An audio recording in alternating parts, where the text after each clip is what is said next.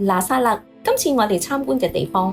路加福音第1章記載，預言耶穌降生時，伊麗莎白正懷孕6個月，天使加百列奉上帝嘅差遣往加利利嘅一座城去，這城名叫拿撒勒，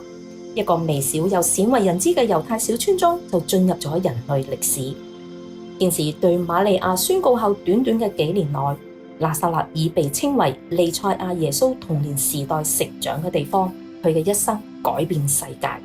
而家拿撒勒係加利利最大嘅城市，大約有9萬名嘅居民，其中大多數係阿拉伯血統，70% 係穆斯林，30% 係基督徒。喺呢座城再上面有一個拿撒勒嘅郊區，係差唔多4萬名猶太居民嘅屋企。呢兩座姊妹嘅城市共同構成咗一個多元化民族嘅社區，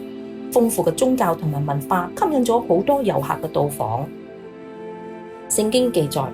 耶穌喺拿撒勒度過咗童年同埋成長期。呢個偏遠猶太嘅小村莊有400至500人。呢個地區嘅考古發掘可追溯到以色列人喺第2聖殿時期佢哋居住嘅位置。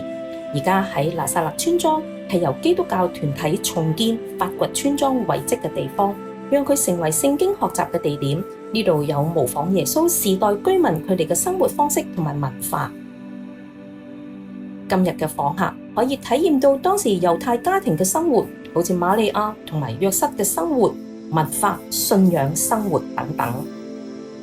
路加福音第4章話俾我哋聽，耶穌來到拿撒勒，就是他長大的地方，在安息日照他平常嘅規矩進了會堂，站起來要念。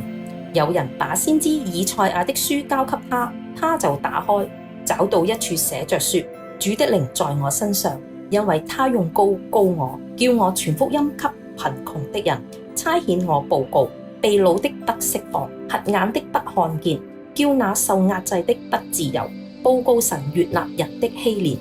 耶穌總結咗以賽亞呢啲嘅預言。耶穌對他們說：今天這經應驗在你們耳中了。當時耶穌喺拿撒勒所講嘅話，宣告咗佢嘅事工。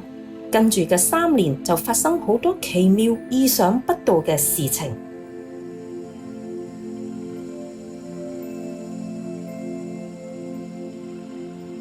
天使報喜堂係好多信徒必去嘅地方，佢係位於城市中心。呢個係紀念天使加百列宣告喜訊俾瑪利亞，佢將會懷孕生下上帝嘅兒子傳統嘅地點。聖約瑟堂或者聖家堂都標記住係耶穌嘅屋企，而另一個嘅地點係位於城市內耶穌時期猶太會堂嘅遺址，係紀念耶穌讀以賽亞嘅預言時宣布佢確實係等咗好耐嘅彌賽亞。喺城市之外，遊客可以遊覽懸崖公園，呢個係紀念一啲粗暴嘅人試圖喺安息日將耶穌從山崖推下去，而耶穌卻喺佢哋中間直行過去，結果他們失敗。耶穌繼續履行自己嘅使命，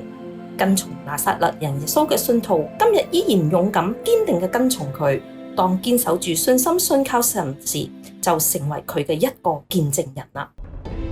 多謝你嘅收睇，如果你想睇呢個視頻嘅完整版，或者想了解更多嘅信息，你可以點擊以下嘅網址。